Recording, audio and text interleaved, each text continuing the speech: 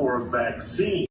Your thoughts on this, Representative Ron Reynolds from Harris County, paying people for individual $100 each without any questions asked to get the COVID-19 vaccine? Isaiah, I think it's a very creative way to incentivize the population that has not got a vaccine yet. This is life-saving. I think this is a great resource. Other states have done it to get their numbers up. So this is a great way to use some incentives to get those who haven't gotten the vaccine yet to consider getting the vaccine. Absolutely not. There's no such thing as a vaccine. It's an experiment.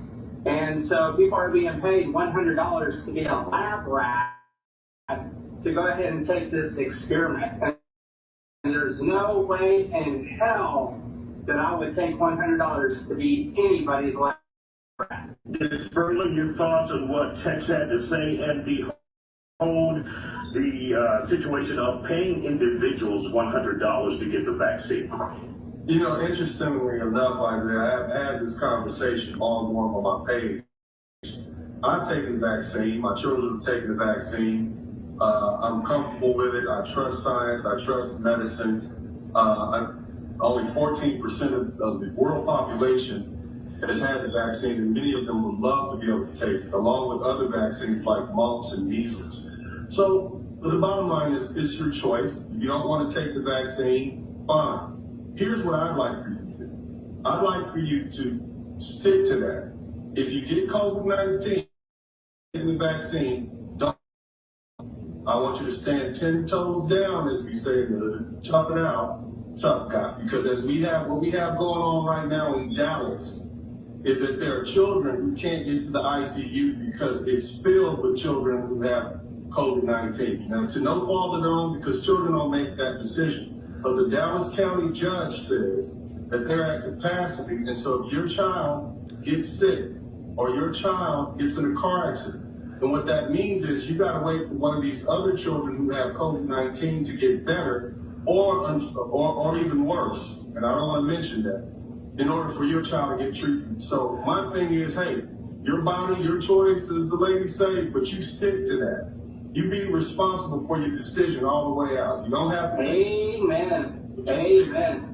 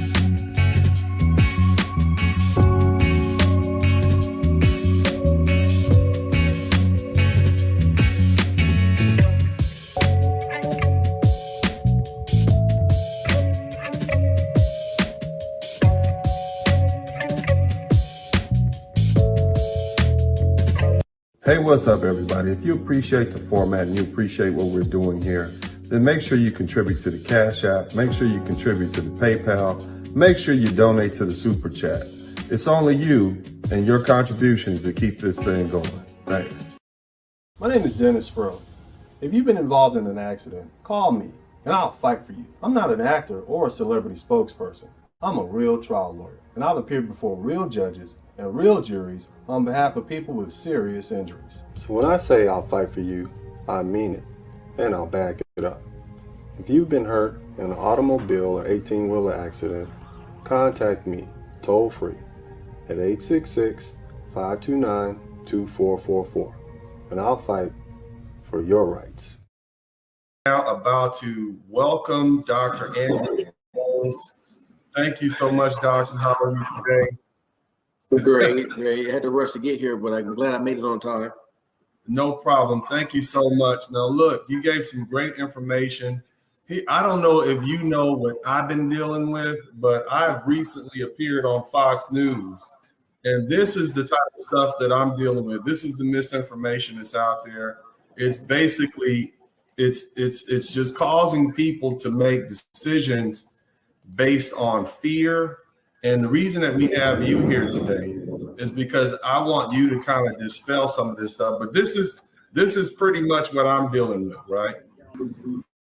That are endangering the lives of so many Americans. I step forward for the vaccine because I'm a patriot and an American. I stepped forward when I had no idea what they were during the trial. I didn't know what they were sticking in me in my arm, but I love this country, and it's the least I can do. We have people that step forward to storm the beaches of Normandy, and this little coward is saying, "Oh, I won't go to the hospital." Of course he won't go to the hospital because he's a little embarrassment and a little titty baby.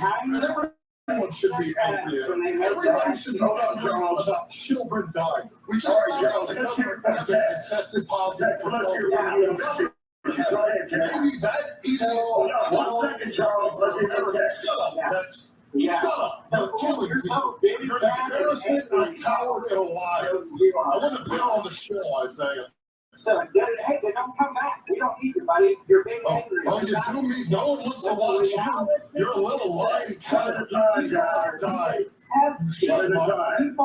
People are being tested and coming up with the results. The vaccine trials ended. I was in it, liar. Charles is not an international man. Try some more. Please tell me what. It's not a vaccine. Yes, it is a vaccine. No one.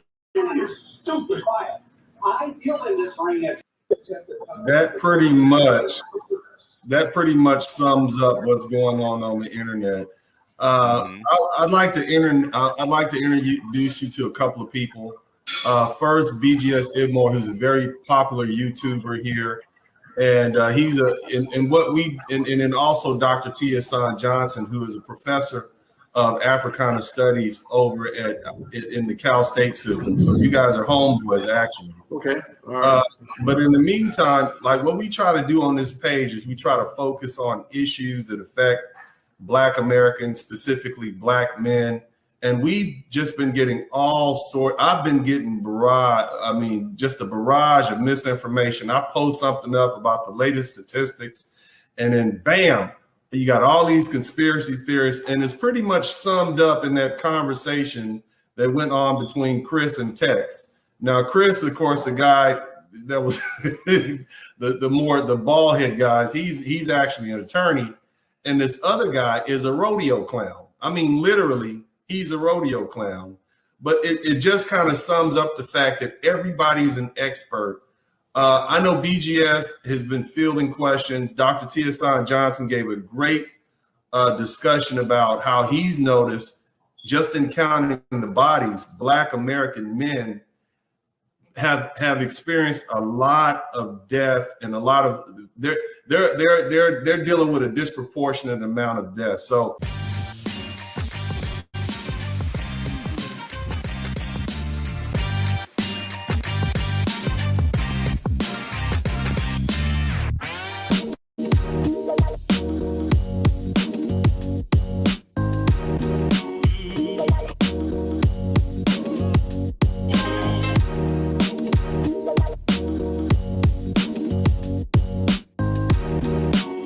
Dramatization. After a car wreck, you may have to fight with a highly trained insurance company rep whose job is to knock your damage claim down and out.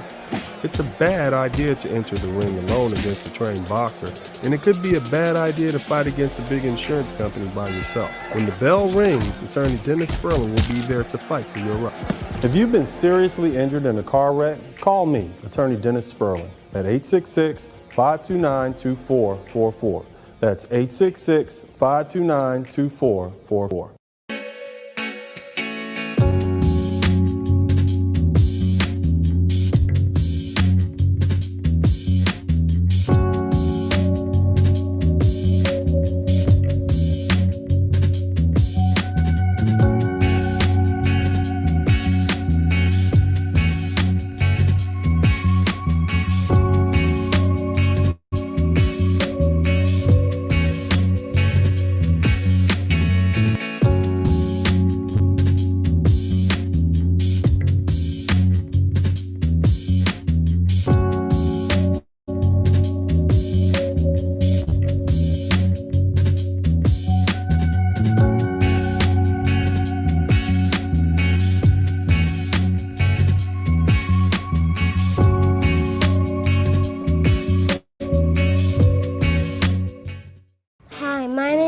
Dennis Sperling. I'm not a lawyer, but my daddy is. Yeah, if you've been hurt in a car accident, call my daddy. No need to scream and yell like a little kid. Yeah, no. My daddy will fight for your rights. Yeah, fight for your rights. If you've been involved in a car accident, call my daddy, Attorney Dennis Sperling. Hello, I'm Attorney Dennis Sperling. If you've been injured in a car wreck, call me at 713-229-0770. Call my daddy.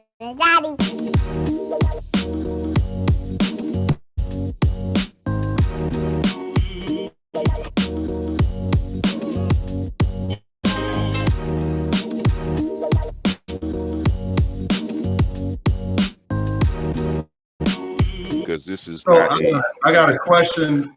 I have a question from somebody in the super chat. This is Attorney Brian Ponder. He says, Dr. Jones, thank you for the great info broken down where it can be well understood by the masses. Question, how would you compare a healthy COVID-19 survivor to a vaccinated person in terms of immunity and antibody status? So healthy is one of those things, because like I said in my podcast, everybody thinks they're healthy, but if you're talking about a person who great weight, no comorbidities, they had COVID or confirmed with relatively mild symptoms, their immune system is actually better than the vaccine. And like I said in my podcast, I don't like saying these things because people pick that and run with it and say, oh, well, I don't need the vaccine then. But then you get COVID and you die because you thought you were healthy and you weren't. But to answer your question, as straight to the point, a person who's naturally immune, and the reason for that is because your body makes an archive. Like when you're exposed to a virus or bacteria, your body makes an archive of millions and millions of possibilities after it resolves the infection. It makes a library of how this bacterial virus will look the next time. So that even if that virus or bacteria changes its shape or something, your body jumps in, attacks it, and gets rid of it very fast.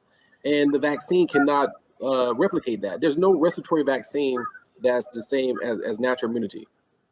And that's just for respiratory. There's other exceptions, but as far as respiratory, like coronavirus and the flu and so forth, there's no respiratory virus that's better than natural immunity. Okay, thank you so much. I appreciate that, Doc.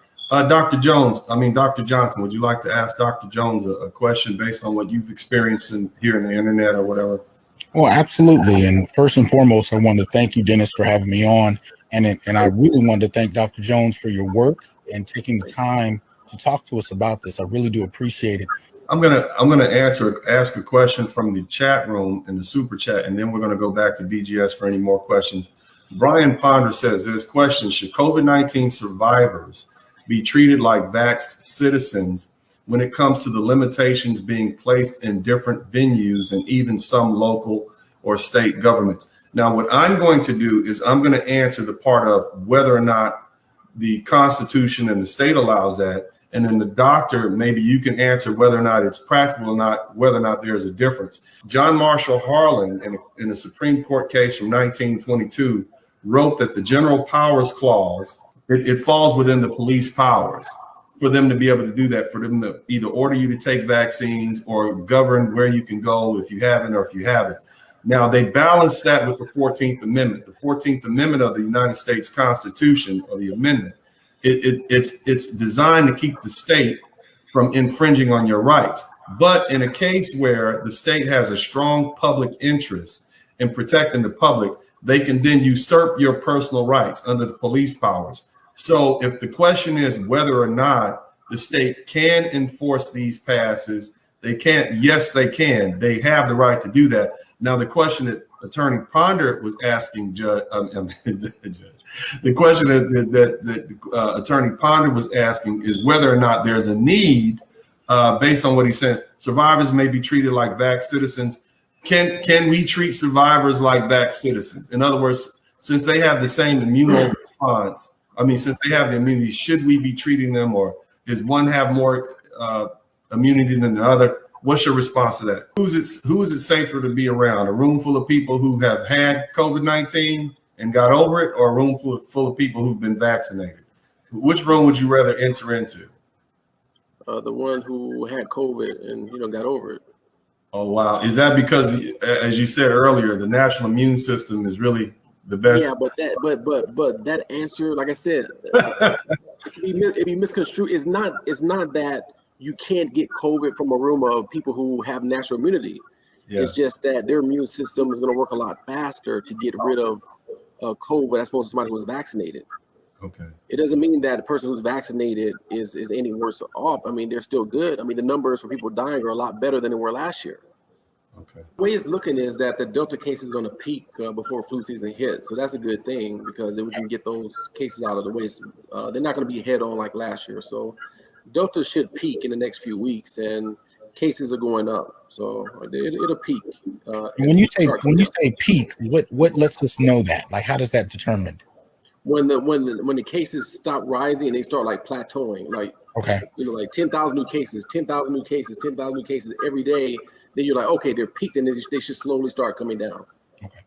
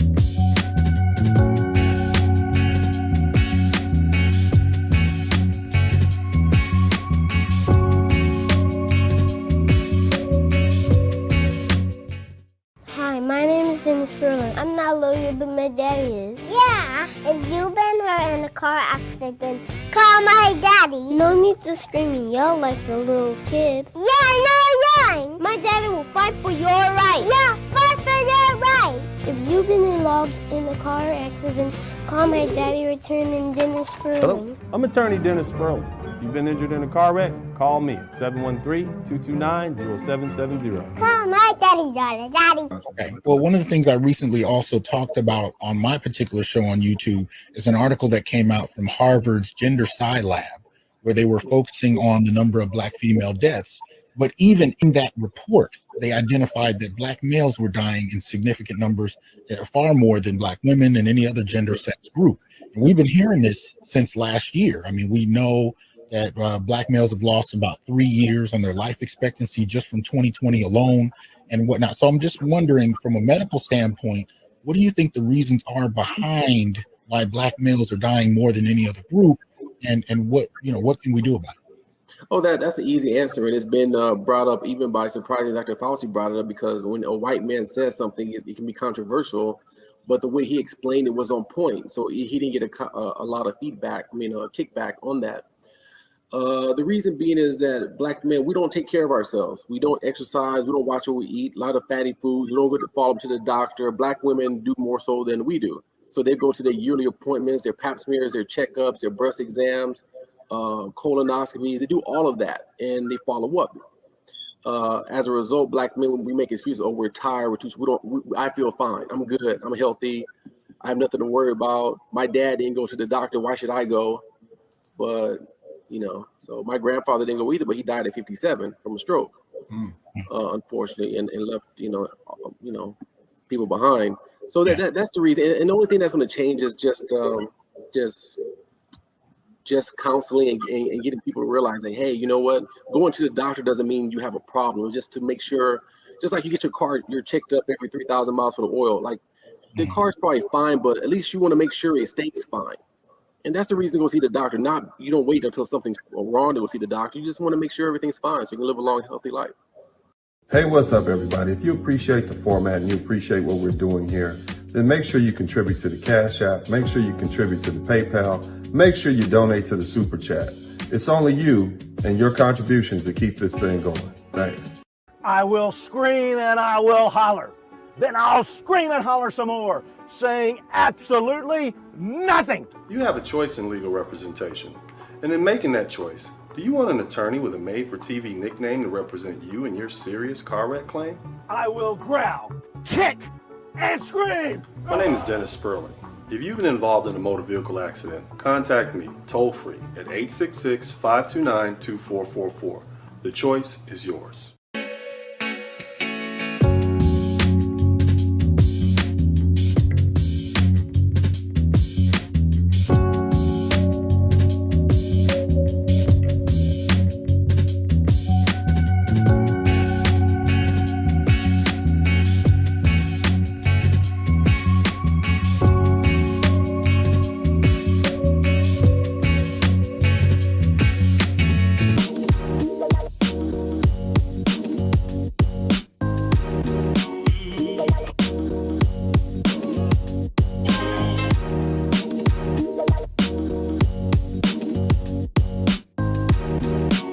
This is something that I found striking. You signed 100 death certificates for people with. That's why I was depressed last year. So Yeah. I did. How does that affect you on a human level, Doc? I'm given the choice between helping this kid who was in a car accident or helping this person who'd gotten sick and refused to take the vaccine. There's human factors that people weigh in who they dedicate their time and energies to. Is there something to that, or am I all off? No, that's actually true, and that's not anything new. That's not new. That's been happening in medicine for decades. That's nothing new at all. And the thing behind that, and it is so with ethics and so forth, is if you got a 65-year-old man who needs a bed, he's on dialysis, diabetes, and on his way out the door, we have a kid who trauma patient, like you said, you're gonna get the resources to the kid. And this is like an unwritten thing that we don't speak about as physicians in healthcare. And I've seen, from my training and so forth, since I started medical school, wow, almost 20 years. Like you see this, but it's one of the things like you kind of build up a thing like where you understand, like, okay, well, we have limited resources, we save who we can, So that's. But unfortunately, we're not in this situation a lot. Fortunately. Hey, what's up, everybody? If you appreciate the format and you appreciate what we're doing here, then make sure you contribute to the Cash App. Make sure you contribute to the PayPal. Make sure you donate to the Super Chat. It's only you and your contributions that keep this thing going. Thanks. My name is Dennis Sperling. If you've been involved in an accident, call me and I'll fight for you. I'm not an actor or a celebrity spokesperson. I'm a real trial lawyer, and I'll appear before real judges and real juries on behalf of people with serious injuries. So when I say I'll fight for you, I mean it, and I'll back it up. If you've been hurt in an automobile or 18-wheeler accident, contact me toll-free at 866-529-2444, and I'll fight for your rights.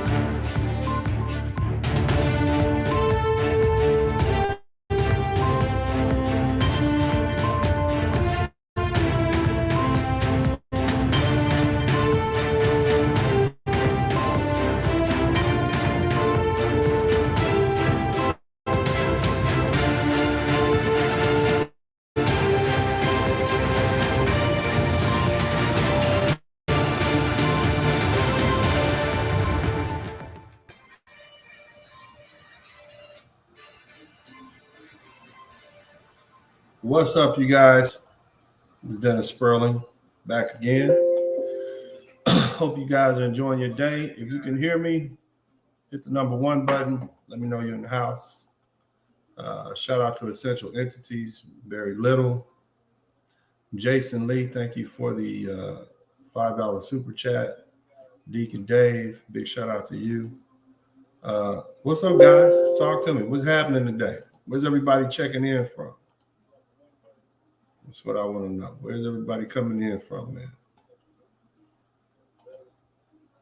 And how's it sound? Is there an echo or anything like that? Hope not. Yeah, let's see what we got. We got Jamal Bay, Wayne C. Yankee, Vincent Lindsay. What you guys checking in from? You know what I'm saying? Anybody from my man John Smith, always in the house. Thank you so much, bro. I appreciate you, man. No echo. We good. We good. That's good. Yeah, man. You guys, Brooklyn in the house. Fort Worth, Texas, Chicago, Miami. All right. Philly. Big shout out to Philadelphia, man. I got some business up there I got to take care of. Let's see. Michigan, man. Detroit. Now, I'm going to tell you something. I really like Detroit. Detroit is one of my favorite cities. I just like the vibe in Detroit. You know what I'm saying? Of course, big shout out to Hollywood, Jacksonville, Jersey. All my dudes in here, man. I appreciate you guys. Jersey. Newark, New Jersey. I'm going to do a program about this guy named General Ty. And during the Revolutionary War, man, he was giving hell to the Americans. He fought on behalf of the British. He was up in Jersey, Manhattan. That's right. The city, downtown, Jacksonville, Florida. I heard Jacksonville be popping. I'm gonna have to go check that out. I've been to that part of Florida, but I've never been to Jacksonville that I can recall. But I know they got the FAMU and Florida State across town, I believe. The Valley. My man said the Valley, and you from the Valley? San Bernardino Valley. They used to have a mall out there I used to go to when I was young, man. Long Island. What's up, Long Island, New York? John Thomas. Well, you guys saw my videos, man. I had stopped posting the music videos. What's up, Jay Bones? What's happening, man? But yeah, I kind of stopped posting the videos for a while, but you know, that's just kind of one of my things that I like doing. I used to post them a lot more. This is Facebook. You see, I got 1 million views on this one video called Amore. Let me see what else. That's a TV show. I got this one, 300,000, but this is one video that, you know, it's crazy because I'm chilling in Colombia, in Bogota, minding my own business, you know. And I'm at a restaurant, and I guess the guy that works there, you know, he runs up on me. Here's another video, Vendrás Conmigo. That's with my homegirl right there. Y'all remember her from the pool. I got almost 1 million views. And then, of course, Fiesta en el Barco, right? That's the one with me on the boat with the ladies. And that's the cover of my album right there. And it's Don Juan Carlos. The vibe on that is like, you know, after you travel overseas and you've kind of lived there off and on for like 10 years, it kind of just changes your mentality. You know what I'm saying? Your whole vibe. Y'all might not remember. Who remembers my blue Cadillac, man? This is the day I sold it. Look at that. It was clean, wasn't it? That's that 65 Cadillac. When I first saw it on the side of the road, it was jacked up. But I had some good times in this car, man. It's 2018. I sold it. It was 2019. 1965 Eldorado Cadillac. And I had one of my buddies, Sam, sell it for me, man. But but yeah, I had some good times in that car. But what I wanted to show you is there's one video, you know, and called Dance Your Life Away. And it let me know that, you know what, like, these are my album covers, by the way. But I got 4 million views on it. It might be 5 million by now. But I was down in Bogota chilling, and young Colombian dude walked up on me, and he was like, "Yeah, man, I know your music. I like your music. It's really good." He's, of course, speaking in Spanish, but that's Beans and Cornbread. That's me, and that's Beans right there. This is us in the studio right here. One of those many late nights when I was in the studio with the fellas working on my album. As you guys see, this is some years back. I was a lot thinner back then. But, you know, the thing is, man, just to be recognized around the world, you know, these Spanish-speaking countries. Here it is right here. This is the actual video, but that's not the actual count. I'm gonna try and get it for you. We'll get to today's programming in a minute. This is a video shoot that we was at. These are some of the ladies. That right there is my 71 glass house, man. You see them Daytons right there? That's I ordered those Daytons, man. But that was my old school Chevy Impala that I used to ride around in some years back. These are some ladies that are little model chicks, man. This is probably about 10 years ago now. That's me with a car full of chicas, you know, doing my thing. You know, like when I talk to you guys, man, it's not, I'm talking to you from a place of I've been there and done that. Now, those of you guys don't know, I actually have a single out with Paul Wall, the rapper Paul Wall. It's called Grown Man Shit. It's on my album. It's on my catalog. You can check it out anytime. But just, you can look it up anywhere on my catalog. It's called Grown Man Shit. But you know, as I was saying, I'm not, you know, in one of my songs I say they rap about it and I be about it. You know, this is my real life that I'm talking to you guys about. Like, I'm not talking to you guys theoretically. So a lot of people, they give you advice coming from a theory, from a perspective of what they think. And I'm telling you from a perspective of what I've lived. So when I give you advice on life, it's not because of something that I think might be true. It's because I know what works and what don't. It's like, you know, you go to law school, and for the most part, when you get to law school, you know, the professors they're lawyers. You know, they have law degrees. They're very educated people, but they haven't actually practiced law enough to be able to tell you what really works and what doesn't work. You see, so like a lot of guys, when they give you advice as a man about life or even relationships, which I very rarely ever do, but I might start punching in there a little bit more because, you know, I have a lot to offer in that regard.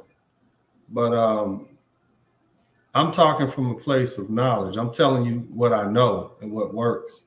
And not just in your neighborhood, not just in your town, not just in your state, but I'm telling you on an international level what really works. That's me in the 71 Impala right there, man. That was a clean little picture over in Houston. I'm talking to you guys about what works. So that's the difference between me and a lot of these folks, man. I'm actually speaking to you from a place of experience and giving you the benefit of my wisdom. I'm not just talking to you theoretically about what I think. I'm telling you what I know. So, I mean, so that's the difference between me and a lot of folks, man. You know, and I know you got a lot of choices on YouTube who you can listen to, and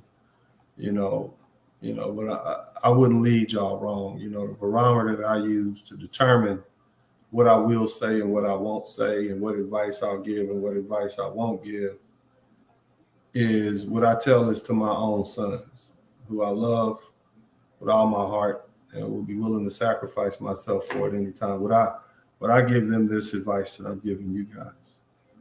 And so, you know, when I'm talking to you guys, man, it's the same stuff. Even my boys will tell you, man, some of the same things I tell you guys is stuff that I've been telling them for years. But I know a lot of you guys didn't have that father figure. You didn't have guys in your life. You didn't have men in your life guiding you. And so you miss those lessons. And so what I do here, man, is I just sit here and chop it up with you, man. But I'm still looking for this video. I don't know where it's at. I'm sure it's somewhere. But I guess my whole point is when I saw the fact that I could get 4 million, almost 5 million people to look at my video, and then I could go to foreign countries and people in foreign countries know me by my face. It's like, wow, that was a trip, and it gives you it helps you understand how small the world is and how far reaching, your music can be, and that was just a trip. These are my books, by the way. Many of you guys have read the books, and some of you know that's a little lawyer picture. Tony Montana. But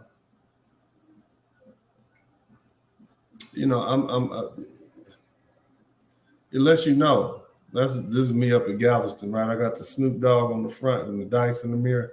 That's in the Cadillac. Oh man, that's the album cover. My homegirl right there, man, who sung on Volume 4 with me.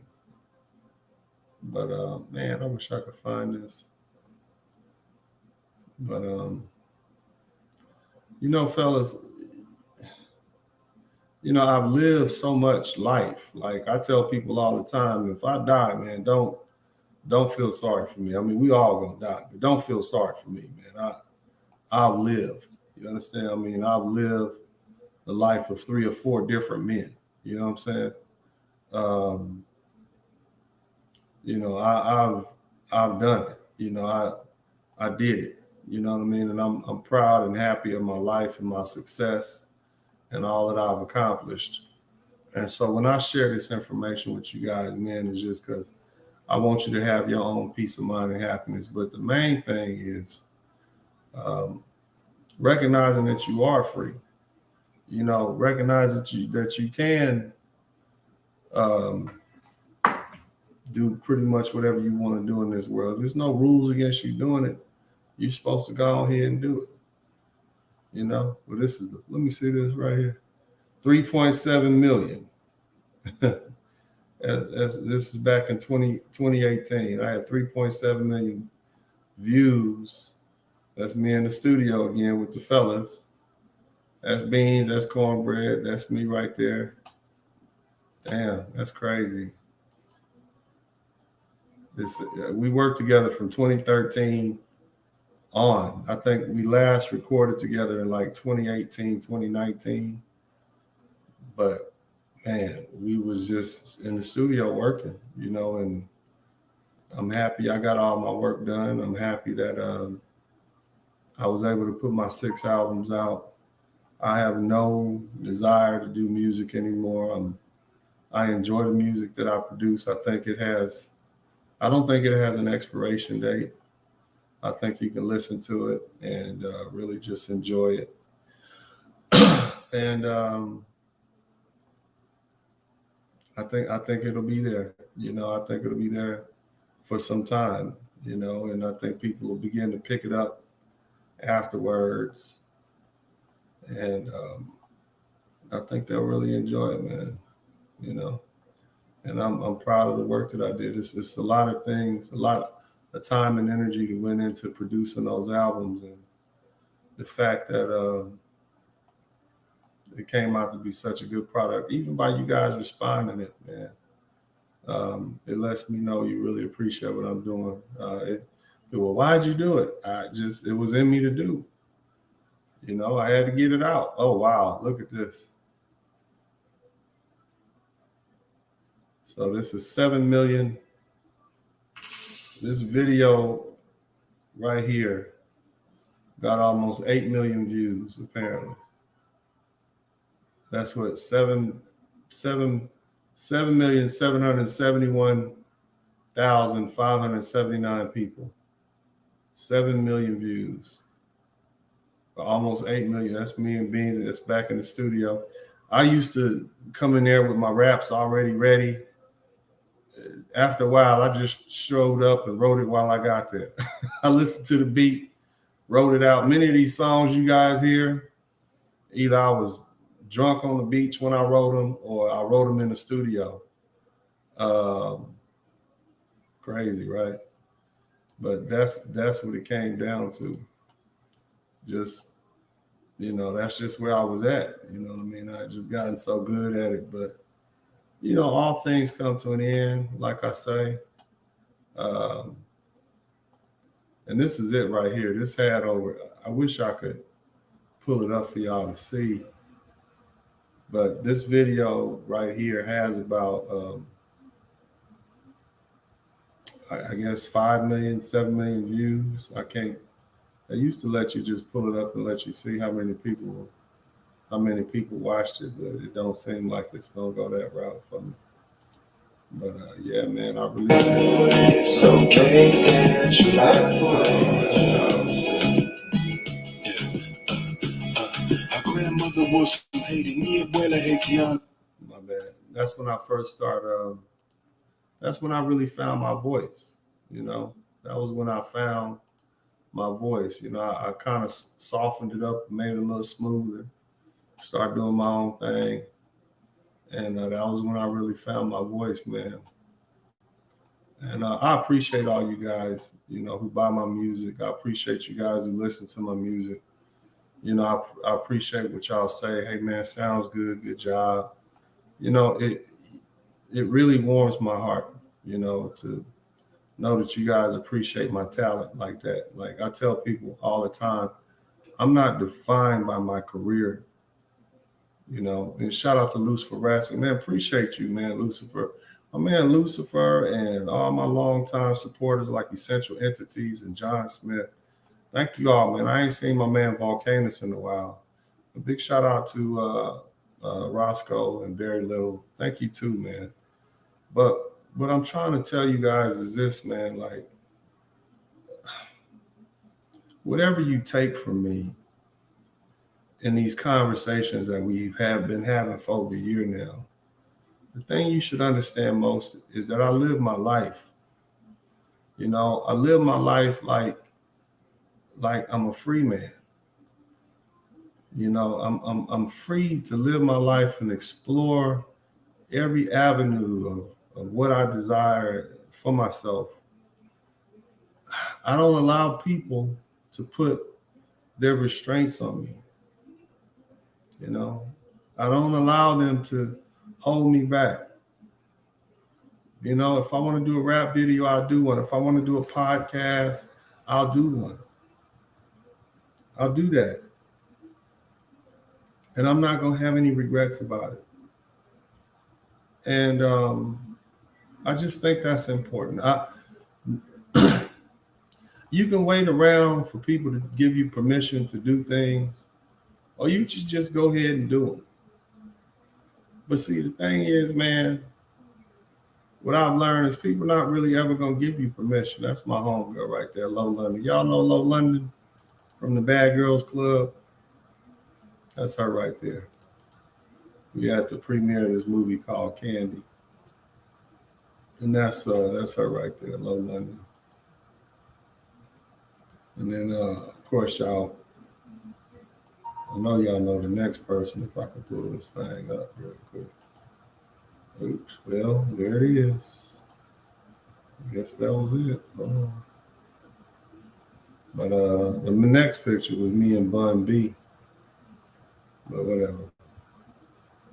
But anyway, man, y'all boys just live your life, man. I tell you guys all the time, I'm not going to be here forever chopping it up with you like this because, everything comes to an end.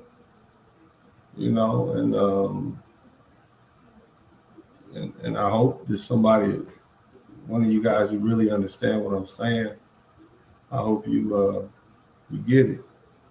Oh Lord, I don't know what that happened. Hold on a minute. You know, I really hope you guys get what I'm saying. And and that's cornbread right there, of course. And let's see, that's me and Bun B. You guys know Bun B, UGK for life. We were at the premiere of this movie called Candy in my company, Esquire Entertainment, the same one that you guys see that I run through my show right here. We sponsor that for this local brother, this brother who is he's a local producer, and I ain't charged. I mean, I did it out of the love of just wanting to see a brother shine, and always been into the arts, whether it's music, entertainment, and all the stars showed up and support. That's one thing about H-Town. It's my homegirl, Brittany. Y'all remember Brittany, any of you guys who follow me on Facebook. And that's Erica. Erica actually worked for me for a little while at my law office. But and that's me right there, and that's the producer right there. And that was my showrunner, Alexis Robbie. But this is here in H-Town, and I'm just chilling, and I do that because I just want to see the brother shine. These are my guys right here to take care of me when I'm out in the city. That's of course Cornbread and the director and everything. And but the thing is, man, when I can, I help out. I do the best I can. I don't know how these pictures. Hold on a minute. Hold on a minute. I don't know. Hold on a minute, fellas. That wasn't what I wanted to show y'all, man. Anyway, man, just live your life, man. Help out where you can. Do the best you can. Help people out. And always speak freedom, not just to yourself, but to others, man. And that's what I'm trying to do here, man. But shout out to Lucifer Ratzinger. Shout out to Roscoe Lee Brown. Big shout out to Barry Little.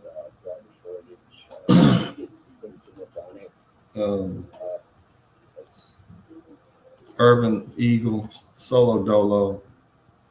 You guys can hear me. Hit the number 1 button, man. We're going to go ahead and get to the show.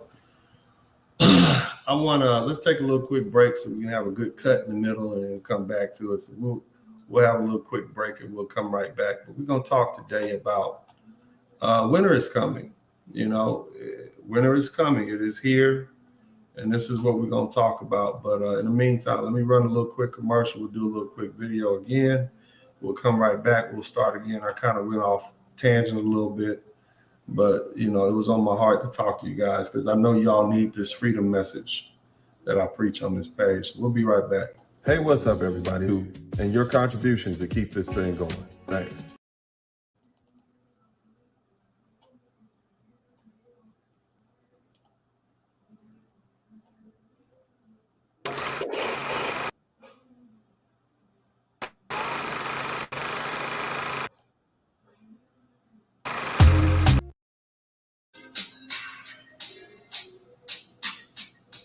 All right, we are back again. This is Uncle D. And let me get that up out of there. Okay, fellas, let's go ahead and have this show. Winter is coming. Some of us will say that winter is here. Big shout out to everybody who's already donated. You guys, it's a long list of people here. Solo Dolo, Urban Eagle, Barry Little, Roscoe Lee Brown, my man Lucifer Ratzinger. Who else? I got my man John Smith in here, and also another one, Jason Lee. And then thank you so much for the super chat too, bro. Thank you so much, Lucifer Ratzinger, for the super chat. You guys make sure you contribute to the super chat, the Cash App, and the PayPal. It's down there at the bottom of the link. Y'all take care of Uncle D, man. Y'all contribute to other people's channels and whatnot. And y'all know I'm like the hardest working lawyer on YouTube, man. One of the hardest working content creators. I do 2 a day. Plus, I give y'all these rants, but I think they're helpful. But here's the thing, man. Winter is coming. And why do I say that? And if you can hear me, first hit the number 1 button. Let me know you can hear me. If you can hear me, hit the number 1 button. Winter is coming. What happens when you can't afford the things you need? All right. So it was all good, right? A couple of years ago, these lovely ladies was like, I don't need a man, right? Then that pandemic hit, right? And then they couldn't leave the house. You know, they needed water and they needed toilet paper and they lost their job, right? So now what happens when you can't get what you need, or what happens when you can't afford the things you need? What am I saying is going on? First of all, you're out of work. Jobs are cutting back, right? We don't need as many people. You can't pay your rent. You don't have a job. And now, guess what? There's a shortage. Tennis shoes, toilet paper, glue, tires, gas is going up to $5 a gallon again. All of that feminism goes out the window when this happens. All that I'm strong, independent, and don't need a man goes out the window when that happens. Here's the thing. They say there's a shipping container shortage. The cargo ships are anchored off of New York and LA, it's coast, right? And they face a 4-week delay, right? What else is going on? The trains are backed up for 25 miles in Chicago, coming out of Chicago, right? The global supply chain is on the brink of collapse. Americans face shortages of cars, shoes, exercise gear, and the holiday season is coming up. There's only a few ports that can handle the bigger cargo ships, and that's mostly in LA and New York. I mean, and if they're backed up, you can't reroute them anywhere, right? What's going on right now? Some people say the big corporations are trying to starve the little ones out. I don't know. And they're willing to down their own to do it. I don't know. They're saying the top tier freight is moving. Maybe it is, maybe it's not. But what I'm saying is you won't be able to afford those things. See, you know, whether you believe it's the elite, whether you believe it's the global, the global conglomerate, whether you believe it's all a big conspiracy, bottom line is when you go to that grocery store and that roll of toilet paper, which was 50 cents, is now $4 a roll, what are you going to do? And see, it's not just in the U.S. It's a shortage worldwide. Why? Because we're dependent on China. And so some years back when they had that SARS epidemic, 4% of our stuff came from China. Now, 28% of the world's supplies come from China. China is basically the manufacturer of the world. And so with this whole, beer virus situation, we're in a situation where people just can't afford, and some people say, well, it's Biden's fault. It may very well be. And you didn't vote for Biden. I ain't vote for him. But the bottom line is we stuck in it. You see what I'm saying? And here's another thing. It's not like there's a labor shortage. There's plenty of people. They just don't want to go to work. And that's what happens when you give people money to stay home. Here's another one. You got truck drivers. They ain't got enough trucks on the road. So in effect, that is a labor shortage. But the thing is, they won't even let the truckers go to the ports because they got the COVID-19 vaccination mandates. And you got these supply chains. China is shut down. You got the driver shortage. It's a lot going on, right? And again, holiday season is going up. So what's going to happen? You're going to see a lot of price gouging. For computers, computer supplies, shoes, tires, all these different things. Everything's going to be hiked up, right? And it's going to be hard. And it's not going to get any better. It's not going to correct itself. Now, for you guys, especially you brothers, men in general, you kind of used to dealing with life when it's hard. You just kind of used to it. You kind of have, you kind of know how to scrimp and save and get along. But the people who are going to be mostly affected by this are going to be the women and the children. I want to read some stuff to you guys because, Uncle D likes receipts. Over 1,000 crew members are stranded on abandoned cargo ships globally without pay or food. This is really what's happening. This is not 18th. This is October 8th, 2021. This is Friday. All right? This is Friday. This is what's going on Friday. And today is Wednesday. Pandemic-driven global trade disruptions and increasing number of shipping companies abandoning their own vessels over mounting debts, including older vessels deemed too costly to repair, has led to the rise of a phenomenon of crew members simply being abandoned at sea, often left to fend for themselves as they await pay, which sometimes never comes. Ain't that crazy? You just leave your crew at sea.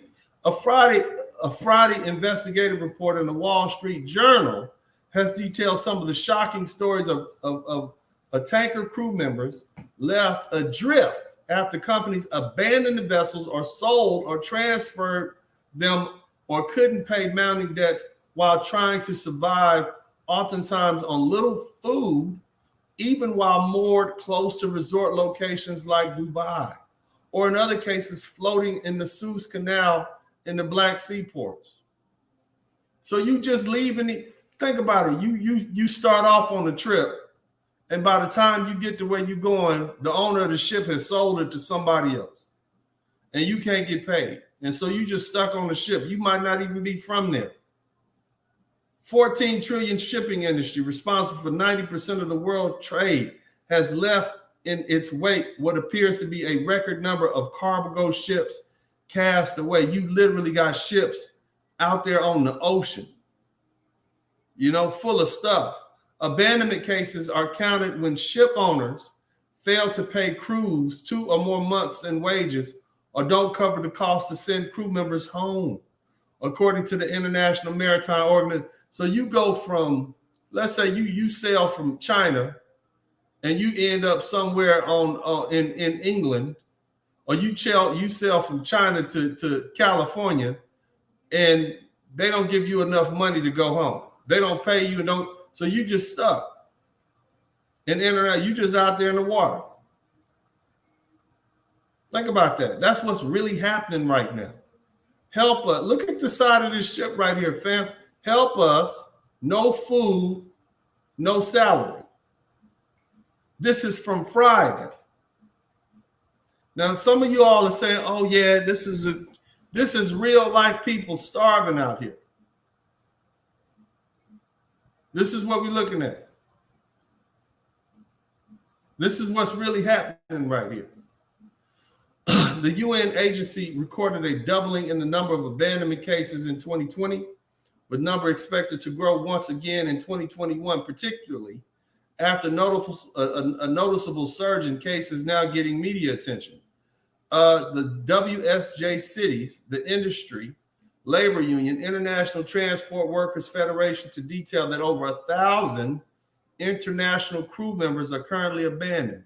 So you got guys out on the ocean right now. But the report assures the true number of those left aboard container ships and bulk carriers whose transport operations have been halted is likely way higher, given individual crew members' reluctance to come forward for fear of not getting hired by other freight. So I want to lay this out. I want to put this in perspective.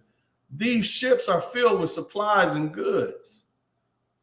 They have been abandoned. So the tires, the electronics, all the stuff that you need to continue living in a first world country is out there rotting in the middle of the ocean somewhere. This is what we're dealing with.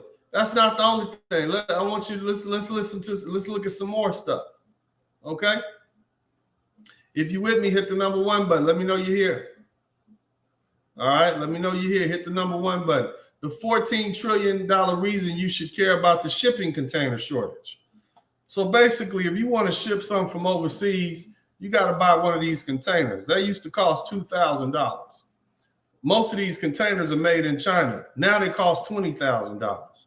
So the container you use to ship the products in costs $20,000 as opposed to $2,000. What is that going to do to your prices when you pick it up in the store? How much is that going to increase the value of your car when purchasing it if the parts for that vehicle were to even get those parts to the same place so they could be assembled was tenfold higher than it was a couple of years back. What is that going to do? Some 90% of the world's goods are transported by sea, which makes the current shortage a real problem. Take a look around you. Perhaps you're snacking on a banana, sipping some coffee, or sitting in front of a computer and taking a break from work to read this article.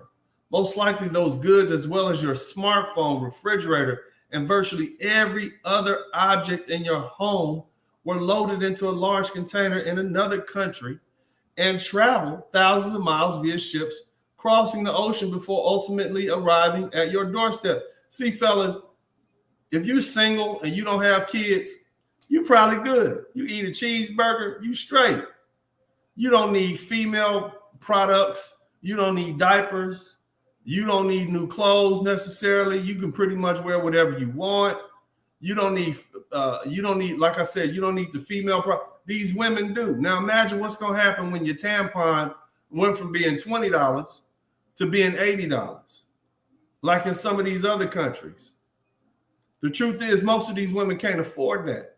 So that little $100,000, that little $40,000, $50,000, $60,000 government job that you have, you might as well be working at McDonald's for minimum wage because your money don't stretch as far and you don't have a man to lean on. This is what these lovely ladies are going to be running up against. Only so much the government have to raise the taxes to the point where you would literally have people saying, no, I'm out. I'm not doing business in the United States anymore. I'm going to take my company, just like folks are taking their companies and moving from California, moving to Texas. Abortion law be damned. We moving to Texas to save money. That bottom line is why companies move. They will move out of this country if this is the case. At least Trump was trying to get American companies back to the United States by lowering the tax rate. You see what I'm saying? If they have to raise the tax rate so that they can pay for these things that we're dealing with, so that they can provide welfare and all that they're gonna leave. Period. And the entire United States is going to look like the Midwest looks right now. Some of you guys are from Ohio. Some of y'all are from West Pennsylvania. Y'all know what that looks like out there. Go drive through some of these places. Drive through some of those former towns, industrial towns in Michigan, Illinois, Wisconsin. Tell them what they look like up there. Y'all boys is from up there, Chicago, Illinois, when y'all go drive, y'all riding around, they call it the Rust Belt. When y'all riding around trying to get from one place to another, you pass through them little small hick towns. You see how abandoned them people look. You see why they on drugs now. They ain't got nothing to do. They depressed. They ain't got no money, no hope, no nothing. They don't have families. Y'all know what I'm talking about. That's what we setting this country up for. Who's the first to suffer in these situations? It's the lovely ladies and the children, especially when they're single mothers. This is what we're looking at. I am not a conspiracy theorist. And so for me to be on here talking about this should say a lot.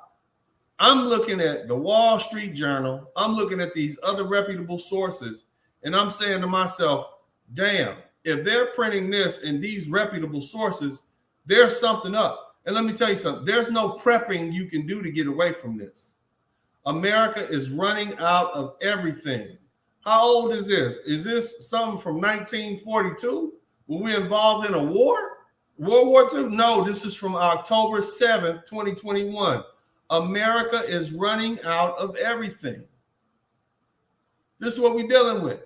I visited CVS last week to pick up some at-home COVID-19 tests, and they've been sold out for a week, as an employee told me. So I asked, this is from Thursday, by the way. So I asked about the paper towels. They were out too. He said, try Walgreens. I drove to Walgreens and had paper towels, but when I asked the pharmacist to fill some very common prescriptions, where are your prescriptions made? Where are your prescriptions made? Your medicines. They're making that over in India, ain't they? You see the problem that we're having here, fellas? You see where we're going here? This economy, the only thing that separates the United States, a first world country, from some of these third world countries is our ability to get the things we need in the lifestyle we're able to lead. What happens when they don't have enough wood to build houses or repair houses? They become dilapidated. What happens when gas and oil cost so much, diesel fuel costs so much that the only people that can afford to ship things are people with a lot of money?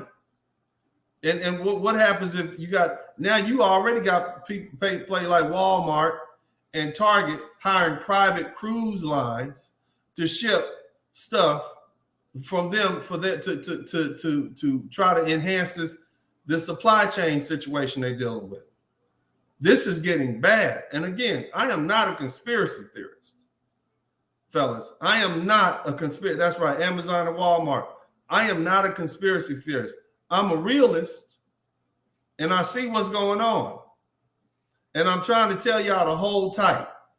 Right, fellas? My man, Elephant Room 9, he said, I live in Northwest Indiana, and one by one small business are closed. Yeah, bro, because they don't have this. They don't have supplies. They putting in orders in July that won't arrive till like November. They can't stay in business like that.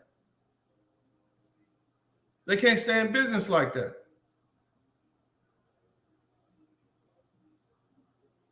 This is where we are. If you can hear me, hit the number 1 button.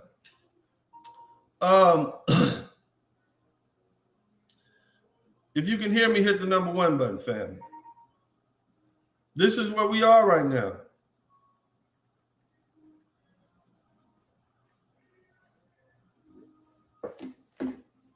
What else does this article say? Tried to Target up the road. He suggested Target's pharmacy had the meds, but its front area was alarmingly barren, like the canned food section of the grocery store 1 hour before hurricane makes landfall. What are you going to do if you live in a town and you live in one of these food deserts in this town and they don't have groceries in that town and you riding a bus? What are you going to do if you ride in the subway? You from New York and you need to go and get some food in the place you don't have a car. Taxis cost too much. And you literally are running out of food and you don't have anywhere you can buy food, even if you do have some money. You see how real this gets, especially for those of you guys who don't have your own personal transportation. You don't have that type of money. You live in pretty average. You know, you don't have money. You don't have that type of transportation. And there's no food restaurants. I mean, there's no grocery stores in your area. You see how rough that can be. Now, what if you got a kid or 2 or 3 kids? All y'all gonna take the bus? Y'all gonna walk to the grocery store and come back? Is this what we dealing with? I want y'all to think about that, man. This is when I say winter is coming, and of course, Kevin Samuels was the first one I heard say that. Winter is coming. And it's looking worse. It's gonna be a dark, cold winter. You fellas with means and resources, you are going to have not only the women that you've been formerly or currently romantically involved with, but you're gonna have your family members, your mothers, your aunties. It's gonna be a lot of women, especially the ones without men who don't have somebody they can rely on. There's going to be a lot of them knocking at your front door.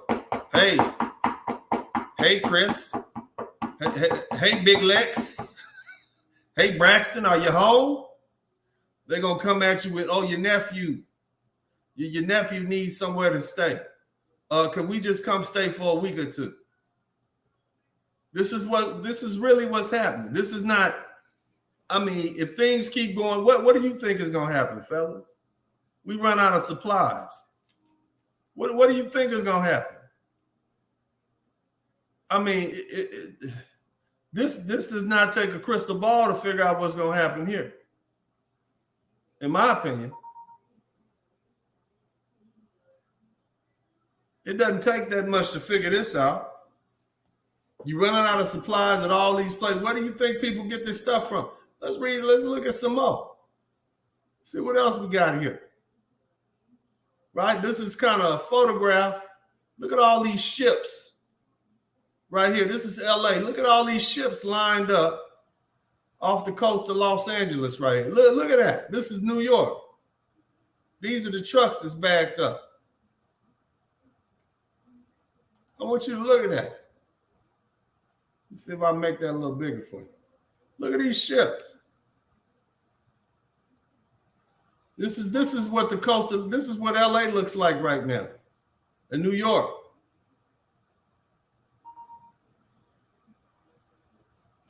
They got nowhere, they don't have anybody to unload all that. This is what we're dealing with right now. So, you know, you got to ask yourself, man, where are we going to be in 6 months? So, I mean, you know, all of that other stuff don't matter. Where are you going to be in 6 months? Exploding. I'm trying to pull this up. Let me see if I can pull this up. Hold on. If you guys appreciate what I'm doing, make sure you contribute to the Super Chat, the Cash App, and the PayPal. And shout out to Essential Entities. Thank you so much for the PayPal, sir. I appreciate you, brother. Thank you so much. Where are you going to be in 6 months? If it's already this bad, where are we going to be in 6 months? You can't get your medicine. You can't get supplies. Even if you have the money, it's just not there to be got. What are you going to do? Well, I got some ideas, but let's finish educating ourselves. One reason for supply shortages, no one to drive the trucks. Now, this is not from 10 years ago. This is from October 7th. This is on Thursday. This is from last Thursday. And what paper is this? This must be some bull crap paper. This can't be. Dennis, where are you getting this foolishness from? This must be from the National Enquirer or something like that. No. This is from the Boston Globe. That's where this is from. That's where this is where this article is from. The Boston Globe. What are they saying? What's the first thing they say at the top? One reason for supply shortages, no one to drive the truck. So on one hand, you got ships backed up. They don't have enough containers. On another hand, you got people, you ain't got nobody to drive the trucks. Local coffee shop constantly out of your favorite ingredient lately. Can't find what you're looking for at the store, packages arriving late. The problem might be as simple as having too few people to drive the stuff around. Here's what I want you to understand. You know how we always have that beta male, alpha male conversation? Let me, I want to get big on y'all real quick. You know how we always have that alpha male, beta male who's the alpha male, who's the beta male? And women are always talking about the beta males. Oh, you're not a beta. The beta males are what keep this country running. The beta males are out there building houses and driving trucks and fixing the roads and repairing your electricity and making sure you have water and gas. The beta males ain't going to work. That's what's going on right now. So who really runs the world? That's what I want you to help me understand that. One reason supply short, no one to drive the trucks. The alpha male might own the trucking company, but the beta male is the one driving the trucks. Who really runs things?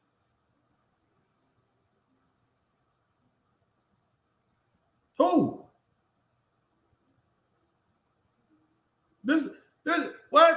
What you gonna do now? The problem might be as simple as having too few people to drive the stuff around. These are men that ain't working. A shortfall of truck drivers is one factor clogging every facet of the supply chain right now. What is going on? What's in it for them? You ladies don't date them. They don't want to marry them. Most men Well, 51% of black men don't have children, and this is not just a black man thing. Black people, according to this report, are more likely to be single, but there's no incentive for these men to do anything. So they'll take the little unemployment check and the little federal aid money, and they'll sit at home. What are they hustling for? For who? You see what happens when society starts breaking down? See, what you got right now is men saying, you know what, they gave us this COVID-19 break, and as I look at it, it's not even working. What am I hustling for? I can do fine right here in my little house, getting this $1,000 a month. I'm fine. You always talk about the beta males, but see, when a man has a family, then he'll go to work. When a man has an incentive to get out there and work, he'll do that. There's no incentive for the truck drivers and the dock loaders and all these men who keep the world going, who keep that's another reason that we need to dig into, that nobody's really hit.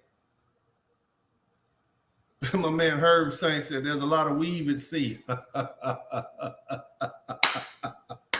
As O'Shea Duke Shaq Jackson said, they're going to be missing their weaves and sandals, huh? Oh, that's funny. They're going to miss that. That's when it'll become real to them, when the weave and the sandals stop showing up at the corner store. That's funny. This year, the Trucking Association of Massachusetts had hoped to participate in a Touch a Truck event Friday at the Topsfield Fair, parking a truck there for kids to climb on and play around. But Executive Director Kevin Weeks said his group had to back out. They couldn't spare a driver. Look at that. One reason Weeks said the need for trucking just exploded during the pandemic with all the online shopping from consumers working from home. And that's another thing. Then there's an impact of the pandemic on truck drivers themselves who skew older. In other words, these young brothers, they want to be alpha males. They don't want to be driving trucks. So you got a bunch of older brothers, older men who are driving trucks, and they getting older, right? Sharing a truck with another driver who has spent hours in the cab on the previous shift always pose some risk. Weeks said, especially for older folks more vulnerable to COVID-19. And while the association lobbied for truckers to move up in the vaccination line, it and other trucking groups were largely unsuccessful.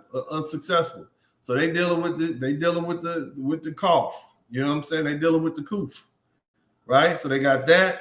Plus, you just don't have they ain't doing it. This is what you're dealing with, man. So let me see what else we got here. I got this one little short video I want you guys. I don't know how I get it all. What the hell is that, man? Let me get out of here. I got this other video I want you guys to check out, man. You guys check this out. And this kind of explains the supply chain a little bit. If you can hear me, if you can hear this, hit the note. I'm gonna go out and come back in because I want to make sure you guys can hear it. Give me 1 second. I want you to hear what this lady has to say. Make it big. And if you guys appreciate this, man, hit the #1 button. All right. Also contribute to the Super Chat, Cash App, and the PayPal. But I'm gonna let it play. You guys listen. Let me know if you can hear it. Last time you went shopping, did you notice some products were out of stock? When was the last time you tried ordering electronics? Did you face a delay in delivery? Why do you think that's happening? Because of China. It's not a conspiracy theory. It's called a supply chain crisis. Hello and welcome to Gravitas Plus. I'm Palki Sharma Upadhyay, and this is what is happening in the world right now. The United States is running out of Thanksgiving turkeys and Christmas trees. Australia does not have timber to build houses. Russia does not have marble beef and octopus in its restaurants. The UK is falling short of carbonated drinks. Car makers around the world are running out of chips. There is a shortage of toys, PlayStations, and Nike shoes. Why? The problem started in China in the year 2020. Country, factories are forced to close. As early as February 2020, Harvard Business Review was predicting a mayhem. It said the most vulnerable companies are those that rely heavily or solely on factories in China. Well, turns out most companies do. China produces 7% of the world's goods. It exports goods worth $2.6 trillion every year, from toys to cell phones to laptops, makeup, bridal gowns. China makes all of them. It has cheap labor, it has low taxes. So companies invariably manufacture to China. It is called the world's factory. But in 2020, China's factories shut down. It could not supply goods to its customers who had just enough stock to last 15 to 30 days. Then they fell short of supplies. On the 14th of February 2020, Fiat Chrysler Automobiles announced it is temporarily halting production at a car manufacturing factory in Serbia because it cannot get parts from China. Hyundai had to stop plants in Korea because of quote-unquote disruptions in the supply of parts resulting from coronavirus outbreak in China. This virus soon spread, overwhelming one country after another. Factory workers became sick or had to quarantine. Production came to a halt. What happened next? A global supply chain crisis. And to understand this crisis, we must understand what a supply chain is. A supply chain is a network that helps in getting a product from point A to point B. So point A is the factory, the place where the product is made. Point B is the retailer, the place from where you buy the product. Now, getting a product from point A to point B sounds simple. It's not. Take your iPhone, for example. Where do you think it's made? China? Well, it says it's made in China, but China is just one stop along the process. Your iPhone is basically assembled in China. Its parts, the parts that it assembles, come from around the world, 43 countries to be specific. So you could say your iPhone is made in 43 countries.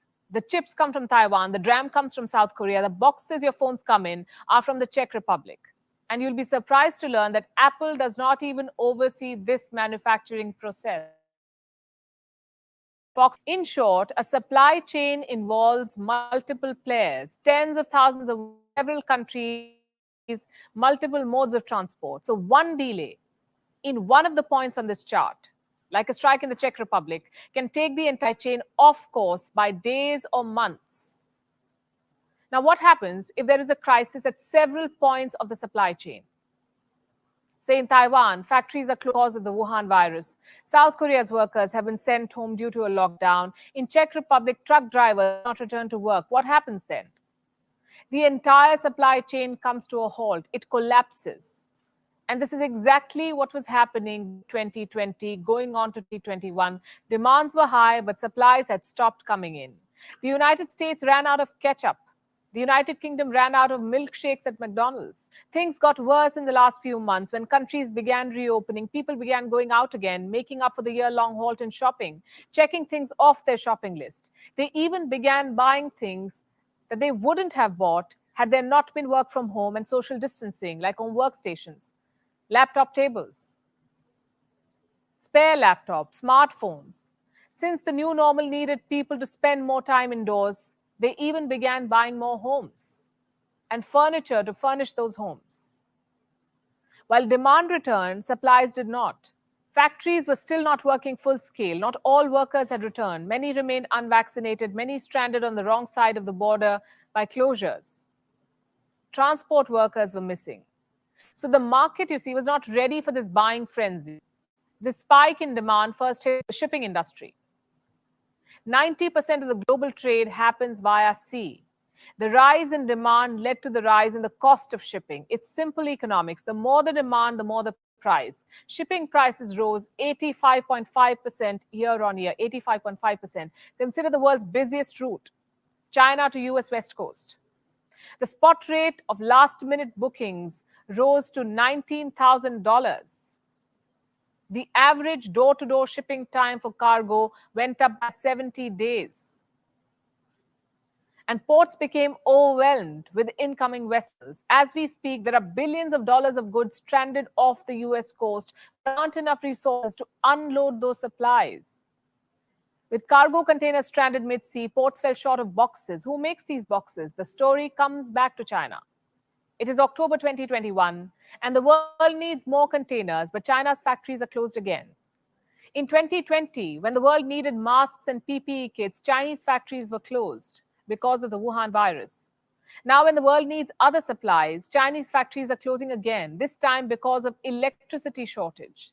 China is running out of coal stock. Prices have skyrocketed and power plants are reluctant to buy more coal. So power supply has factories. Estimates say at least 44% of China's industrial activity has been affected by power cuts.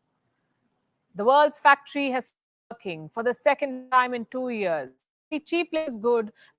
Low taxes are good for business too. But what global supply chains need is reliability.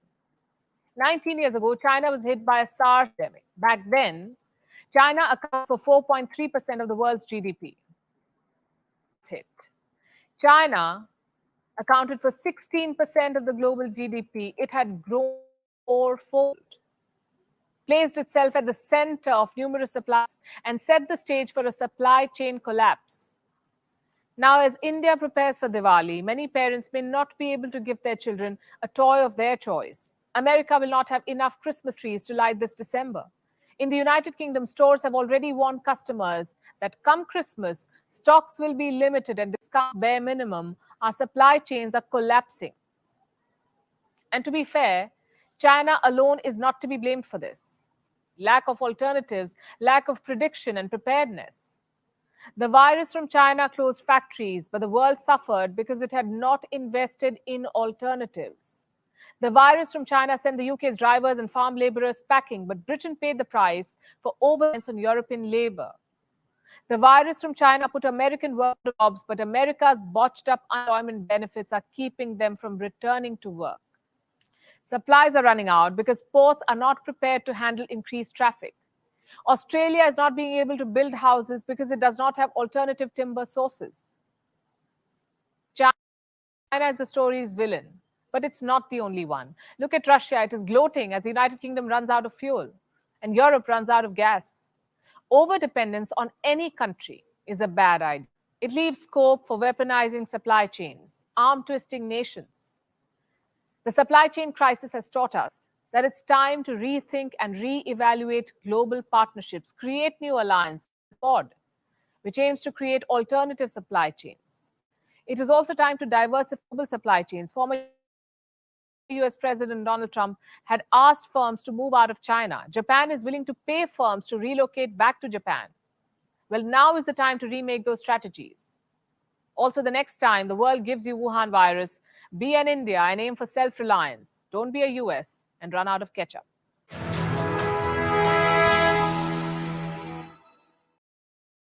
You see that? You hear what? Did y'all catch that part at the end?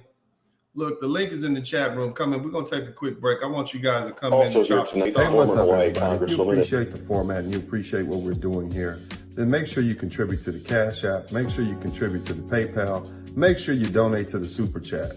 It's only you and your contributions that keep this thing going. Thanks. All right, we are back. We got J Bones in the house. I want you guys to the link, all the stuff I show you, the links in the chat room. Yeah, she did have jokes, didn't she, Chris? She basically said, "Don't be like India. Have a self-reliance. Don't be like America to run out of the ketchup." But did you hear what she said at the end about Donald Trump? Donald Trump tried to get manufacturers to move back to the United States because he realized we're over dependent on China. And now the same thing. Now, Joe Biden came in and reversed all of that foolishness, right? Ended the war. And here we go. This is what we're dealing with. We depending on basically you're dependent on somebody else to put food on your table and clothes on your back when you're waiting for China to make it. Big shout out to MS Delta guy. Thank you so much. The link is in the chat room, man. I want to hear what people have to say about this. J Bones, man, the floor is yours, man. Winter is coming. What are your thoughts on this thing? Good morning, Uncle D. How are you, sir? I'm good, man. Yeah, man. Winter is coming. It looks like it's going to be a cold, dark. It's already here. Yeah, $5 a gallon, $10 for a loaf of bread, no toilet paper, no sanitary napkins. It's going to be a hard day on a lot of these lovely ladies. I don't know what to say. I know what to say. It's going to be here's the thing, Uncle D, is going to be a real big example. the society we live in is made to shit on the Let's watch the language. We want to watch the language. Go ahead. Oh, excuse me. Sorry, Uncle D. Yeah, but the No problem. the society that we live in is basically created with an identity to hold on for a second, Uncle D. Brother, you gotta mute up. You gotta mute up, brother. No, I got him. Go ahead. I got it. Go ahead. Yeah. Yeah, as I was saying, Uncle D, the society that we live in is just created with an identity to kind of, be condescending towards the average man. I was when COVID first hit, I was actually working at the United Nations. I was working at for the conservation department, and we were told to go home. Like I was sitting I'm at the office, and our boss was like, "Well, they don't really need the UN right now, so you can go home." So yeah, I left the I left downtown Manhattan. I worked down the street from my girl. She's at the lawyer's office. So we went. I remember I hit up one of my brothers, and I was talking to him, and he was like, "Yo, you should drive a truck." And I'm like, "I don't know how to drive no damn truck." And he was like, "Yeah, brothers is making a lot of money. It's an emergency right now." And quickly, I started to notice that that 4 years at Notre Dame meant absolutely nothing. My political science degree was useless. Was completely useless. Like I was sitting there thinking to myself, I'm like, the real heroes in our environment and in our atmosphere are the brothers who are basically the average day man. The brothers that are beta male. The so-called beta males, the ones that society wants to curse and wants to basically tell that they're nothing, they didn't go to school, blah blah blah, this and that. Those were the heroes. You understand what I'm saying, bro? Uncle D? I was around some of these brothers from from Jersey, and they driving trucks, and they were showing me I had to drive a whole food truck from New Jersey to Delaware, from Delaware to Florida, from Florida all the way back up to Maine, and then drive all the way back. It was crazy, but it was quite an experience. Like it was my first time, and since we moved there from Africa, I never really been around the country like that. Right. So I started to kind of see how things really roll. And the most important part about this, Uncle D, is that people should see that when this situation hit, it was the brothers that were standing on the front line, the truck drivers, the men who went out there and really, really saved the community. But did they get a thank you? As you can see, they never got a thank you. Oftentimes when you hear me talk, one of the first people I give a shout out to is the plumbers and the electricians. You see what I'm saying? When I talk about the plumbers, the electricians, those blue collar workers, the truck drivers, they're the ones that keep things going. See, these lovely ladies, because you allow them to dictate what a desirable man is. Oh, I want a man who makes six figures. What you need is somebody who can fix that toilet. That's what you need.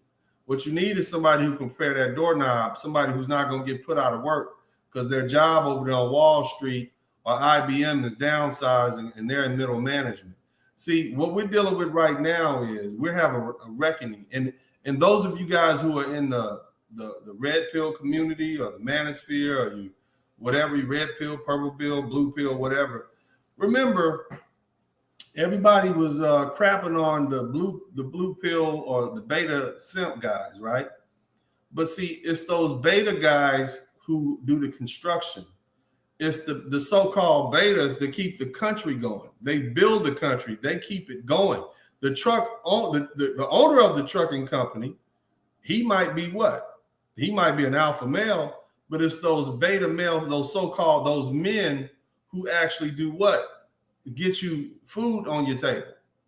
And so when you have a situation where the ladies feel as though they're too good to date the average man or beta male or whatever they call them, then that means that this man has no incentive. He's not vested in the well-being of society. He doesn't want to get the house and the picket fence. So he basically is working on a kind of subsistence level income. He only $600 a month, $700 a month. He's cool. He doesn't need to go to work. And it's those guys and that incentive of giving them a family and a woman that keeps society going. And so when you take that away, when the women start thinking they too good for these men that run the country, then the man's like, well, hell, you divest all you want. I'm going to divest. I'm going to stay home.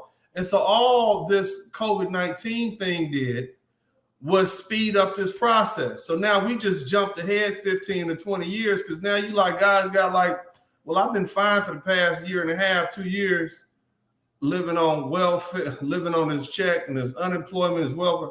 I'm cool. What am I working hard for? They ain't getting none of that hot box. They're not getting any attention. They're not meeting any women. The women aren't treating them well. So what's the incentive for them to help continue to put in on society? They don't even have families. You see the situation that we're in right now, J Bones? Because see, that's the underlying thing that nobody's talking. Why won't these men go back to work? Well, the reason they would go back to work is to support themselves and to support their family and their children. If they don't have a children and they don't have a wife, then and they can support themselves on the little money they're getting right now, what's the incentive to go back to work, J Bones? And then we're gonna go to Mr. Bronco McBain.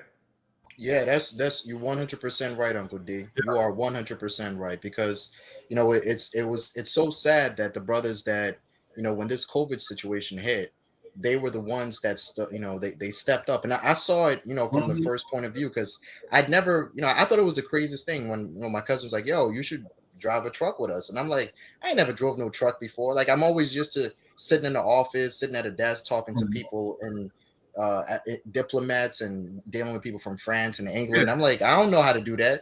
But then when I went into the field and I started to see it, I'm like, yo, these brothers are the real heroes of our society. And you about to make $120,000 a year. You about to make 120 exactly. Now I thought to myself, and I'm like, I never noticed it until it happened. I'm like, some of these boys make more money than I do, and I'm like, I'm starting to think, I'm like, maybe this Notre Dame thing was a waste of time. You see why a lot of men aren't going to college anymore. Yeah, trade school is the thing. These lovely ladies, we're gonna go to Bronco McBain next, and then Randall. These lovely ladies get caught up into the prestige. Oh, my man is a lawyer. My man has an MBA from Yale. That MBA ain't worth toilet paper right about now. You see what I'm saying? That, you know what he is worth? Something. A guy with a trucking license, a guy with a plumbing license, some electricians. You can damn near make more money now delivering groceries for Amazon, or you'll stay busy. That job has more security than somebody who has a degree in psychology right about now. Very true, Uncle D. 100%. So I hope, see, we need to continue. What is a beta male really? So you judging this man on whether or not he has a six pack or whether he's 6 feet tall. This is how you, but these are the men that keep society going. The vast majority, all the alpha male is an organizer. He's the one that the other guys will say, okay, he's got the plan, we'll follow him. He's the alpha male. They're not working. They're not going to go out there and bust their butt. That's not what they do. It's the beta males that are on the front lines, whether it's the soldiering or the building of buildings and maintaining roads. And when they don't have an incentive to keep society going, then society crumbles. Bronco McBain, thank you for waiting, sir. I'm going to unmute you. Go ahead and please add on to this conversation. If you guys appreciate what we're doing, make sure you contribute to the super chat. Big shout out to Miss MS Delta. My truck driving cousin business is popping. I bet it is. Rock it out, blue collar brothers. Amen to that. Bronco McBain, what are your thoughts on this thing, man? No, my thing is, my thing is it's a good thing I'm following the previous commenter, because I did it all. I went to college and then I went to trade school also. Now I'm gonna tell you, with respect to CDL, I have all the endorsements, and I'm not getting in that truck till they start paying more money. I know the guys you talking about, they making good money, but somehow when I do the math, there's still more money on the table. I last year for Christmas, I hauled mail for the post office. That was good money. Whatever they offering now is not good money. That's why I'm not getting in truck. You know what? I'm looking at you. You already, I can tell you spoiled. I couldn't afford you right now. I can tell you that now. But if you talk about a young brother who is 25, 26 years old, and his first shot making $120,000. Oh yeah, sure. Yeah, right. It would take. I can tell you, this Bronco, he might not be impressed by anything less than $250,000. I can already look at you and tell you got that whole aura about yourself. Like, I'm gonna need $1 million. No, but Dennis, I want to tell you, when I grew up, right? If you were a black man and you can get it, because most of the men when I grew up were unemployed. If you would, it was 50%. You probably your community also. If you can get a job down on the docks, man, that was a great job to have. All right. So man. Yeah, man. Just working for the Port Authority or anywhere down there on the docks in the rail yards. So now you to tell me that these people can't find people to work down there in the warehouses? I think that's hubris, man. They deserve what they get. You got to figure. But look, you know the politics better than me. But here's what's going on. They in California and New York, right, where the damn ports are, right? They got a vaccine mandate. And some of these cats are like, I'm not taking the goddamn vaccine.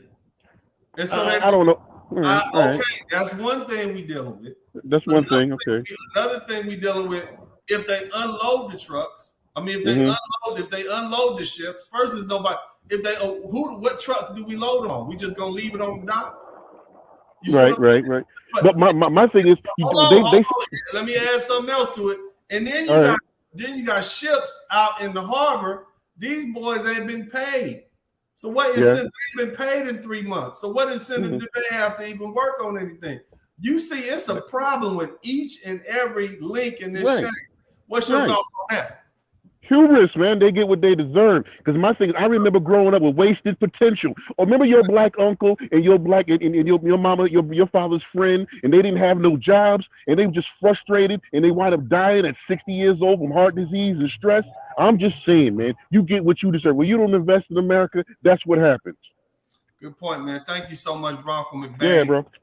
Randall, you up, man? What are your thoughts on this conversation? Hey, thank you, Uncle D, for having me on your platform. Yes, sir.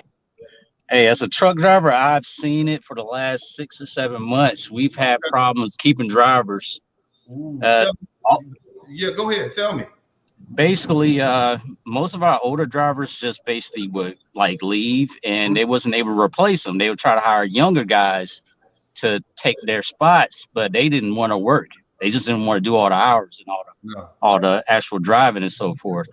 It's good, hard. It's a good job. It's hard work. It's a lot. You can make as much money as you want, but you have to have that inner desire to do it. And a lot of these younger guys don't have it. All right, basically, in your observation, what's the difference between the younger guys right now and the older guys? Now, and I gave you a theory earlier. Many of them older guys have relationships and wives and children that they had to provide for.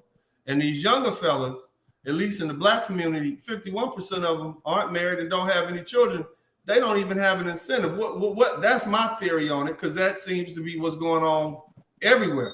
That's why these boys ain't working so hard. They don't have nothing driving them. There ain't no incentive. What is your thoughts on it? You hit it right on the head. Most of the young guys that are basically left out of here, either they had like a girlfriend with a kid, or they just didn't have any kids, or didn't have a wife. It's mainly the people that are left are guys who have wives and kids. Yeah, that's basically it. And see, the thing is, and somebody just put one of you brothers put this in here. Let me see. That was Bronco. Yeah, he said the young brothers, they want a social life because they don't have wives. You see what I'm saying?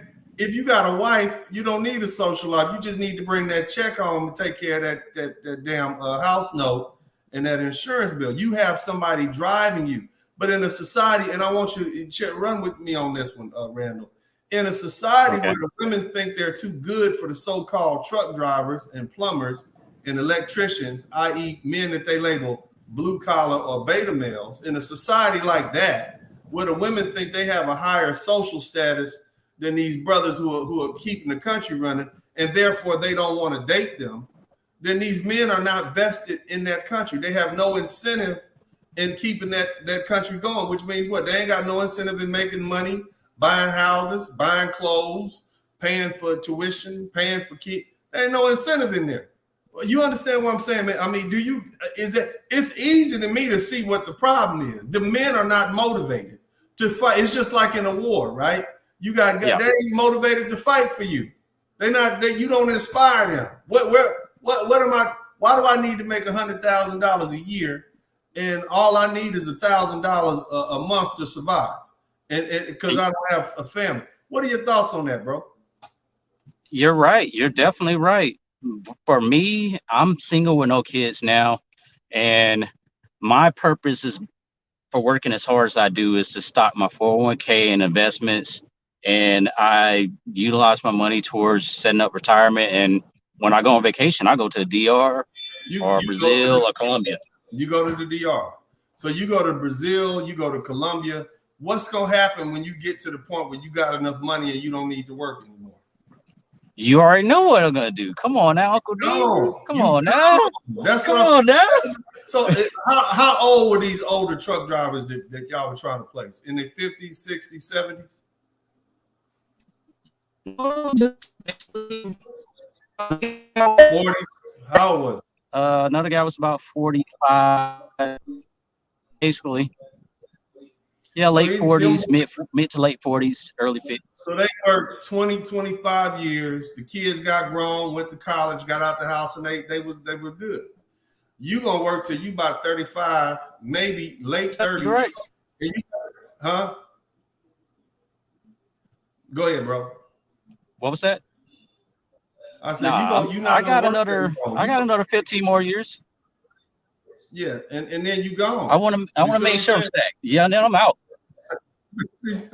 But you see how, but you see the motivation though. Your motivation is different, right? You're not motivated to work those extra hours because you got a game plan. You don't need to pay for your wife's mama died and now they got to pay for the funeral. You don't have all that extra stuff. But anyway, man, I think we're hitting on something that other people ain't hitting on. Let me go back to J Bones and then I'm gonna go to Bronco and I'm gonna come back to you. J Bones, what else you want to add to this conversation? And you guys, if you appreciate what I'm doing, because I don't want to run any commercials, but I will. If you appreciate what I'm doing, man, if this is answering because see, there's an underlying reason that nobody is talking. They're not talking about it on CNN. They ain't talking about it on MSB. They're not telling you these men are not motivated to go back to work. Because then if they say that, then they got to say, well, why aren't these men to go back? Because these women are not going to be out here driving trucks.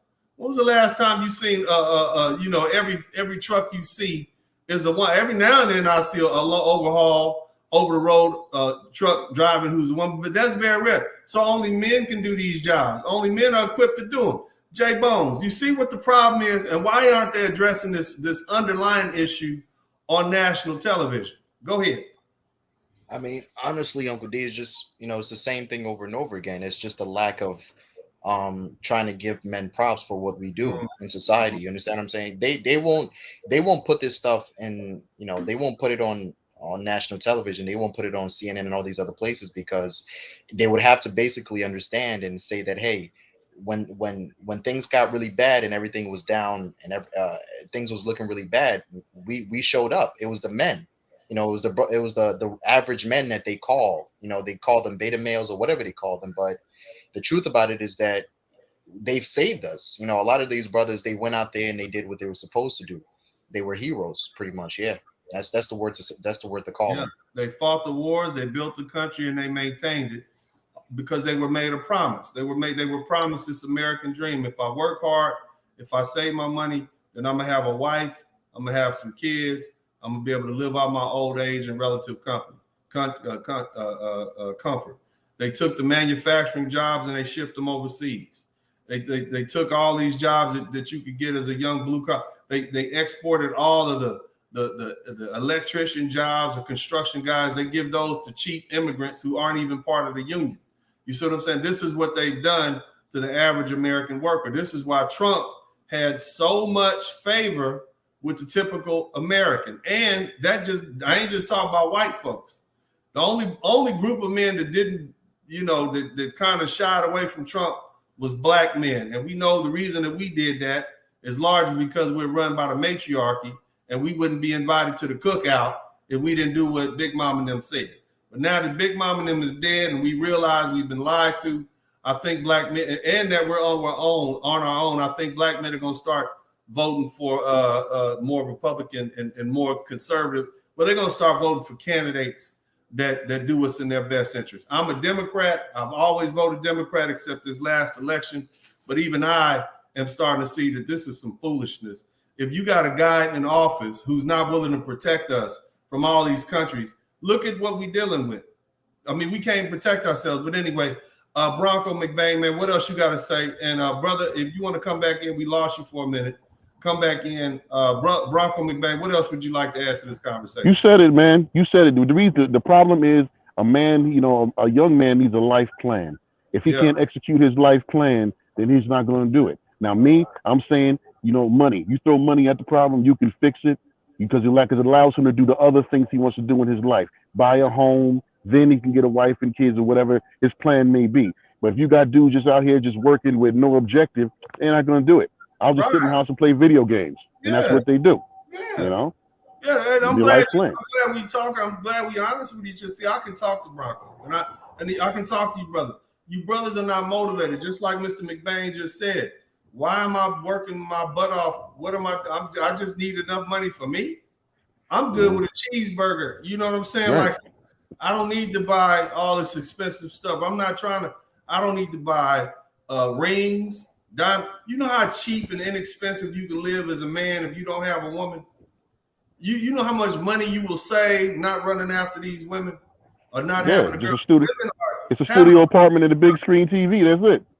Man, having a woman in the house is like having another child. An expensive child never goes away. You see what I mean? It's always gonna need something. And on top of that, between when they're younger, they want stuff. When they get older, they got healthcare issues, health issues they got to deal with. On top of that, the stress. So if you're in a situation where you don't really need a woman in the house, or you don't have a woman, or she basically said, you're not good enough for me, all 10 of us are going to have sex with this one dude because he's an alpha male, which means these 9 dudes over here who are the construction workers, the electricians, the plumbers, the truck drivers, all of these guys they're not going to have women. And now in comes COVID-19, the pandemic. And so they realize, well, hell, I was making $80,000 a year doing plumbing. I'm getting $55,000 a year sitting home from unemployment, and there's money coming in from the federal government.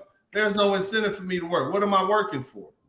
And so they're doing what Mr. McBain said. Go ahead, bro. But it's also more than that. Remember, man, if a man with a plan, I may have an incentive to start my own business. You know, and then that's part of my plan. With the wife, she's gonna be home taking care of the kids and the family. But if I can't execute none of this stuff, man, come on, man, you got me spinning my wheels. You know, and so I think a lot of young men should be more about starting their own business versus working for Joe Schmo. Get that 1099 versus that W-2. That's another thing I wanted to say. So I agree with that. So we're about 2 hours into this thing. If you guys appreciate what I'm doing, man, hit the thumbs up button. Make sure you contribute to the super chat. Big shout out to everybody who's contributed. My man Terrell, thank you so much for the cash app. Who else we got in here? Terrell, and then also, of course, Lucifer. Thank you so much. Lucifer Raggedy, you're doing the Lord's work again. Thank you. But here's the thing.